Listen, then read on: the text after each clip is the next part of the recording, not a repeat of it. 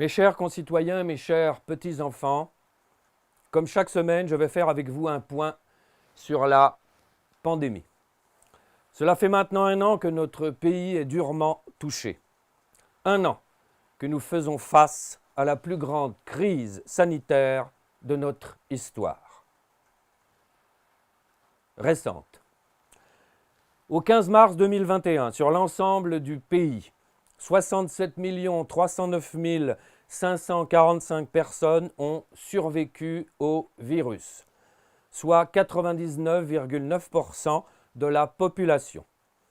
À noter que malgré la pandémie, la population française a augmenté de 0,3% en 2020, et ce, malgré tous nos efforts.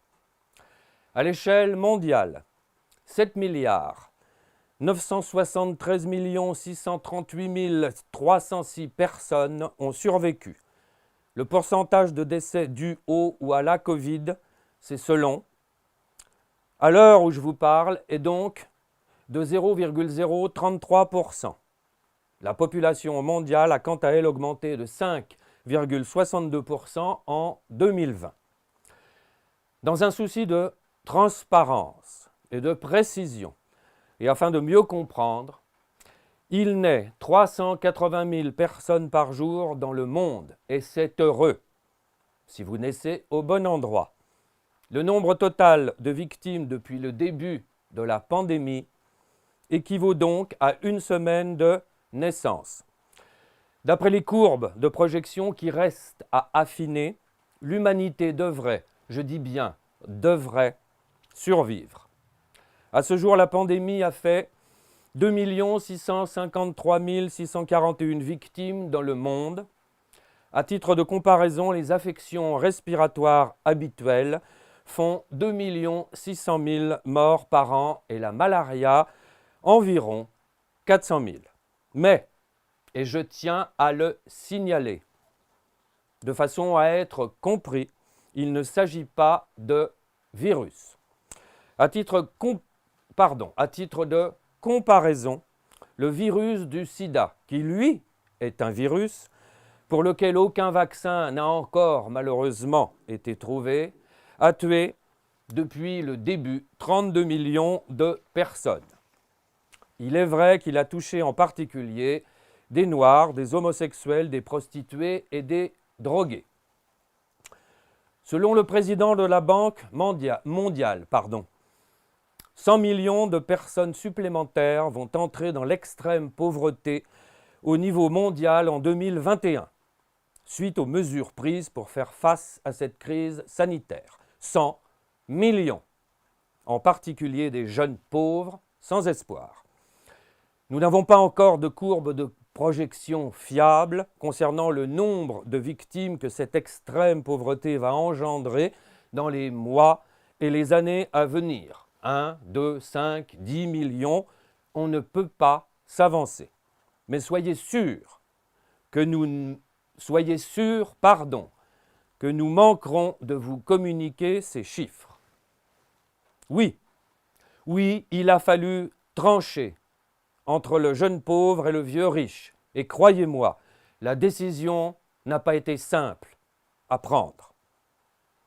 En temps dit normal, 6 millions d'enfants meurent encore de malnutrition et de manque de soins chaque année dans le monde. 1 enfant toutes les 5 secondes meurt dans le monde, quelle que soit la période de l'année. À titre de comparaison, un patient Covid entre en réanimation toutes les 12 minutes en Île-de-France depuis 2 jours. Pour se rendre compte de la gravité de la situation, pendant qu'un adulte entre se faire soigner à l'hôpital, 144 enfants meurent. Nous faisons, croyez-le, tout notre possible pour lutter contre ce fléau de la malnutrition qui, malheureusement, n'est pas un virus et donc contre lequel nous ne pouvons pas agir efficacement. Au niveau national maintenant, notre pays a été durement touché depuis le début de cette pandémie. Le nombre de victimes s'élève à ce jour à 90 445 personnes, dont la moyenne d'âge est de 81 ans. Tous sexes confondus, soit la moyenne de l'espérance de vie dans notre pays. C'est beaucoup trop. Je parle ici du nombre de victimes. À titre de comparaison et à l'échelle d'un pays, le conflit en Syrie a tué depuis ses débuts, malgré les différents couvre-feux, 388 652 personnes, dont 22 000 enfants. Mais il ne s'agit pas en Syrie, une fois de plus, de faire face à un virus. Nous ne pouvons donc pas intervenir efficacement et en coordination au niveau international. 22 000 enfants. C'est-à-dire l'équivalent d'une ville moyenne comme Beaune. J'en profite ici pour vous inviter, malgré le contexte et la terrible situation que nous vivons, à boire avec modération. Concernant la jeunesse, à titre de comparaison, à l'échelle de la France, les victimes de moins de 49 ans représentent 1,9% du total. Les moins de 19 ans, 0,01%. Un jeune sans comorbidité, selon les dernières évaluations scientifiques à affiner, aurait donc plus de chances de gagner au loto que d'être emporté par le virus. Et nous nous en réjouissons. Ce sont eux qui vont payer la dette dite Covid. Maintenant, la situation dans nos hôpitaux. Elle reste préoccupante, voire alarmante. Nos hôpitaux sont au bord de la saturation. Sur les 15 dernières années, 69 000 lits ont été fermés, soit l'équivalent d'une ville comme Bourges avec sa périphérie. Depuis 2013, 17 500 lits ont été supprimés, dont 13 681 dans l'hôpital public, soit l'équivalent d'une ville comme Saint-Jean-de-Luz, cette fois hors périphérie. Un certain nombre de lits dits de jour ont été ouverts, mais nous ne parvenons pas à l'heure actuelle à estimer leur nombre qui reste fluctuant.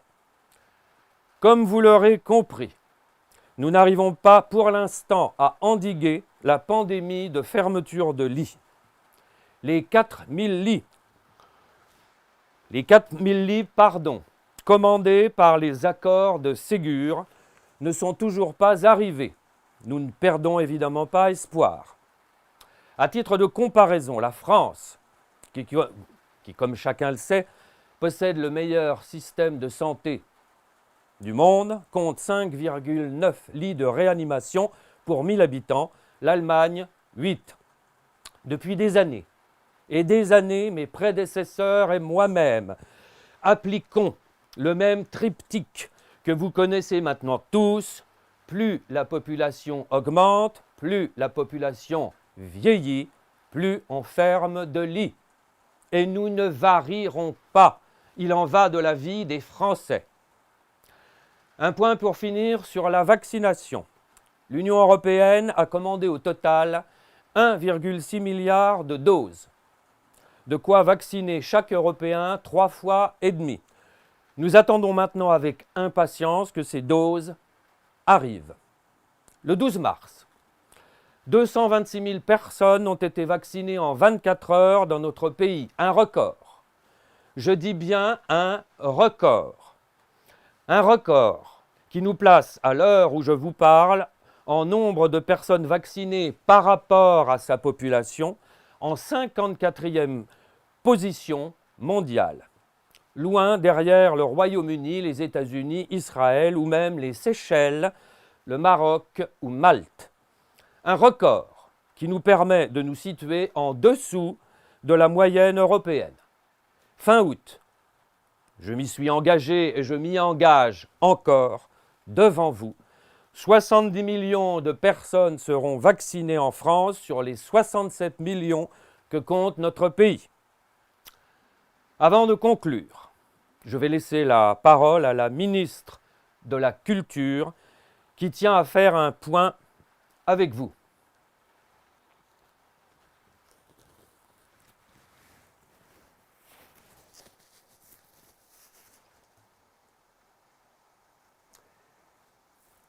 Merci pour ces éclaircissements. Et merci, à tous, à vous tous, mes chers compatriotes, pour votre docilité et votre obéissance aveugle. Les aides destinées à vous faire taire continueront autant que nécessaire. C'est ensemble que nous viendrons à bout de cette pandémie en suivant toujours le même triptyque que vous connaissez maintenant tous: émotion, infantilisation, culpabilisation. Je vous remercie de votre attention.